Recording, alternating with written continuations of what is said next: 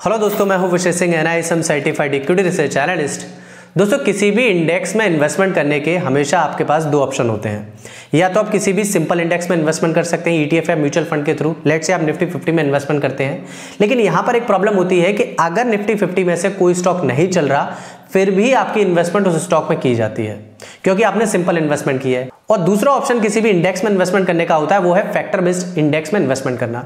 ये एग्जांपल के लिए मोमेंटम, यानी कि यहां पर आपका पैसा पूरे इंडेक्स में इन्वेस्ट नहीं किया जाता बल्कि इंडेक्स में से उन स्टॉक में किया जाता है जो पिछले 1 साल या 6 महीने से लगातार चल रहे होते हैं। यानी इससे एक बात क्लियर हुई कि आपकी इन्वेस्टमेंट वहां की जाएगी जहां पर तेजी होगी, बल्कि उन स्टॉक में नहीं जहां पर तेजी नहीं होगी। क्योंकि फैक्टर बेस इंडेक्स जो है वो सिंपल इंडेक्स से ज्यादा रिटर्न निकाल करके देते हैं। इसीलिए आज हम इस वीडियो में जानेंगे एक फैक्टर बेस इंडेक्स के बारे में जिसका नाम है निफ्टी 500 मोमेंटम 50। जानेंगे कैसे काम करता है और निफ्टी 50 के कंपैरिजन में इसने कितने गुना तक ज्यादा रिटर्न निकाल करके दिया है और पिछले 7 सालों में इसने कितना प्रतिशत CAGR से आपको रिटर्न दिया है और बुल और बियर मार्केट में कैसा परफॉर्म करता है, सब कुछ इस वीडियो में डिटेल वर्जन में समझेंगे।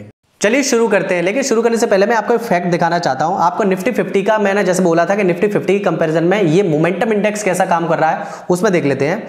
देखिए, अगर हमने कंपैरिजन किया है निफ्टी 50 में और निफ्टी 500 मोमेंटम 50 में। देखिए, अगर आपने 1 लाख रुपए लगभग 1 अप्रैल 2005 को इन्वेस्टमेंट की होती निफ्टी 50 इंडेक्स में, तो वो आपका अब तक इस समय राइट नाउ वो हो जाता आपका 15 गुना 15.2% CAGR से। मतलब कि 1 लाख जो आपने इन्वेस्टमेंट की होती वो अभी लगभग 15 लाख रुपए के आसपास हो जाता।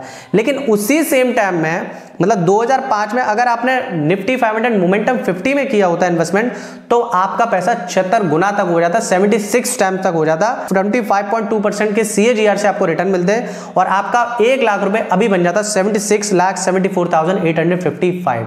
एक बात तो इससे क्लैरिटी से हमें पता पड़ रही है कि मोमेंटम फैक्टर जहां पर जुड़ जाते हैं जिस इंडेक्स में, वहां पर हमें रिटर्न की प्रोबेबिलिटी हमारी बहुत बढ़ जाती है। लेकिन ऐसा हो क्यों रहा है ये समझना है हमें। निफ्टी 500 मोमेंटम 50 जो है वो ज्यादा रिटर्न कैसे निकाल करके दे रहा है, क्या मेथोडोलॉजी है इसकी, देखिए वो आपको अभी 1 मिनट में समझ में आ जाएगी। देखिए, ये निफ्टी 500 की फैक्ट शीट है। आप इसमें देखेंगे अगर सिर्फ निफ्टी 500 की बात करें, अगर आप निफ्टी 500 में सिर्फ इन्वेस्टमेंट करें तो आपका पैसा कहाँ इन्वेस्ट किया जाएगा, तो आपका पैसा फाइनेंशियल सर्विसेज में किया जाएगा, इंफॉर्मेशन टेक्नोलॉजी में किया जाएगा लगभग 9%, फाइनेंशियल सर्विसेज में 28.98% से आपका इन्वेस्टमेंट किया जाएगा क्योंकि निफ्टी 500 में फाइनेंशियल सर्विसेज ज्यादा है। ठीक है, ऑयल एंड गैस में किया जाएगा 7%, फास्ट मूविंग कंज्यूमर गुड में किया जाएगा 7.09, ऑटोमोबाइल एंड ऑटो कंपोनेंट 7%। ये मैं बात कर रहा हूँ सिर्फ निफ्टी 500 की, इसमें कोई मोमेंटम फैक्टर शामिल नहीं है।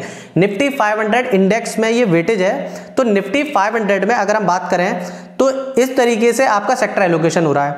और बात करें टॉप कॉन्स्टिट्यूएंट की तो आपका पैसा HDFC बैंक में इन्वेस्ट किया जाएगा 7% से, ICICI बैंक में 4% से, रिलायंस इंडस्ट्रीज में किया जाएगा 4%, इन्फोसिस में 3.41%, ITC 2.45%। यहां पर कोई भी फैक्टर शामिल नहीं है, सिंपल निफ्टी 500 का ये मैं फैक्ट शीट दिखा रहा हूं।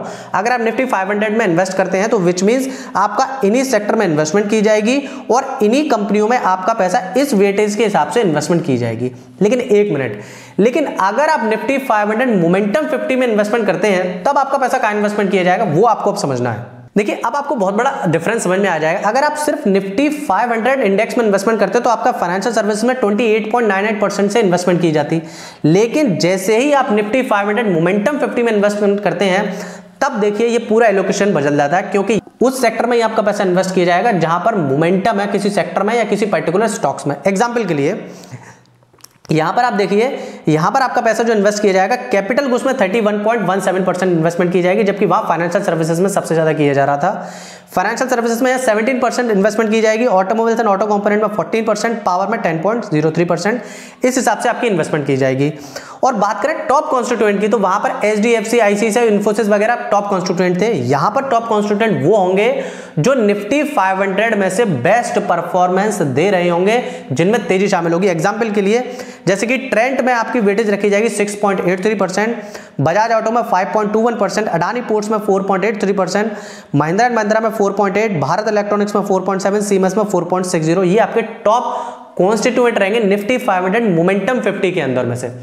यानी कि यहां पर एक बात बहुत ही साफ क्लैरिटी से समझ में आ रही है कि जहां पर मोमेंटम फैक्टर शामिल होता है वहां पर इन्वेस्टमेंट वहां की जाती है जहां पर एक किसी स्टॉक में, किसी पर्टिकुलर सेक्टर या स्टॉक में, उस इंडेक्स के अंदर में से तेजी हो। अब यहां पर मैं बहुत बड़ा डेटा आपको दिखाने जा रहा हूं। देखिए, अगर आप निफ्टी 50 में इन्वेस्टमेंट करते और अगर आप निफ्टी 500 मोमेंटम 50 में करते तो आपको कितना परसेंट के रिटर्न एक्स्ट्रा से मिलते। देखिए 1 ईयर में अगर निफ्टी 50 ने 27.8% के रिटर्न दिए तो इसने निफ्टी 500 मोमेंटम 50 ने 47.4% एक्स्ट्रा रिटर्न दिए। 3 ईयर में 17.9% रिटर्न दिए निफ्टी 50 ने, तो इसने 15.8% रिटर्न एक्स्ट्रा दिए। मैं बात कर रहा हूं निफ्टी 500 मोमेंटम 50 की। 5 ईयर में इसने 18.9% के रिटर्न दिए, लेकिन इसने 17% के रिटर्न ज्यादा दिए, एक्सेसिव रिटर्न दिए हैं। मतलब निफ्टी 50 को कितना बीट किया आप इस बात को समझ लें।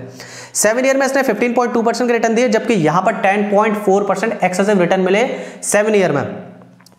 10 ईयर में इसने रिटर्न दिए निफ्टी 50 ने 13.8%, जबकि निफ्टी 500 मोमेंटम 50 ने रिटर्न जो दिए हैं वो 11.9% एक्सेसिव रिटर्न दिए हैं ये।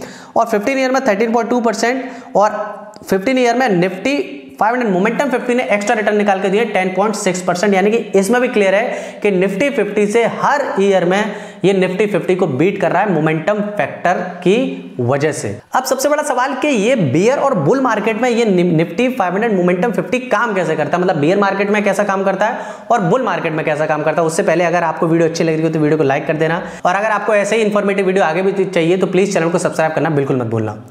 तो देखिए, बुल और बियर मार्केट में कैसा काम करता है ये जानना हमारे लिए बहुत जरूरी है, क्योंकि बहुत से लोगों को कंफ्यूजन रहता है कि सर बुल मार्केट में या बियर मार्केट में बहुत बुरी तरीके से फॉल होगा। तो उस तरीका का भी डाउट मैं आपका क्लियर कर देता हूं उस वीडियो से। फिर मैं आपको लास्ट 7 ईयर के इसके CAGR के रिटर्न दिखाऊंगा। देखिए, बुल मार्केट में देखें तो निफ्टी 500 मोमेंटम 50 ने 47% के रिटर्न दिए, जबकि बुल मार्केट में निफ्टी 50 ने रिटर्न दिए हैं वो 27.7% के रिटर्न दिए। जब बियर मार्केट आया तो निफ्टी 50 ने -38.8% के रिटर्न दिए, जबकि निफ्टी 500 मोमेंटम 50 ने -42.4% के रिटर्न दिए। यानी कि 4% इसने ज्यादा एक्स्ट्रा फॉल हुआ निफ्टी 500 मोमेंटम 50 में। लेकिन जब रिकवरी फेज आई तो निफ्टी 50 ने 34.2% के रिटर्न दिए, जबकि निफ्टी 500 मोमेंटम 50 ने 39% के रिटर्न दिए। यानी कि एक बात तो क्लियर है कि जब रिकवरी आती है तो उसमें निफ्टी 500 मोमेंटम 50 बहुत तेजी से रिकवर करता है, और फॉल के दौरान भी बहुत अच्छा खासा डिफरेंस नहीं है, सिर्फ 4% का डिफरेंस है बियर मार्केट के दौरान। अब लास्ट में मैं आपको ये दिखा देता हूं जितने भी फैक्टर बेस्ड इंडेक्स है उसमें निफ्टी 500 मोमेंटम 50 ने किससे कैसे रिटर्न दिए हैं। तो सबसे पहले देखने वाली बात है कि निफ्टी 500 के अगर रिटर्न देखें, सिर्फ निफ्टी 500 के जिसमें कोई फैक्टर शामिल नहीं है, सिंपल इंडेक्स, अगर निफ्टी 500 में आपने इन्वेस्टमेंट की होती तो आपको मिलते 15.01% के रिटर्न 7 ईयर में, CAGR से 15% के रिटर्न मिलते पिछले 7 सालों में। लेकिन अगर निफ्टी 500 मोमेंटम 50 में आपने इन्वेस्टमेंट की होती तो आपका पैसा 25.39% के CAGR से आपका पैसा आगे बढ़ता। आई होप इससे आपको क्लैरिटी मिली हो कि निफ्टी 500 मोमेंटम 50 कैसा परफॉर्म कर रहा है पिछले 7 सालों से, अगर पिछले बैक टेस्टेड डेटा पर रिलाई किया जाए तो इस पर निफ्टी 500 मोमेंटम 50 पर कई सारे फंड और ETF शामिल है, वहां पर आप अपने इन्वेस्टमेंट कर सकते हैं। मैं कोई बाय सेल का रिकमेंडेशन नहीं दे रहा, लेकिन अभी जो मोतीलाल ओसवाल का फंड है जो उसको ट्रैक करता है, वहां पर आप चाहे तो अपनी इन्वेस्टमेंट कर सकते हैं अपने फाइनेंशियल एडवाइजर से राय लेकर के।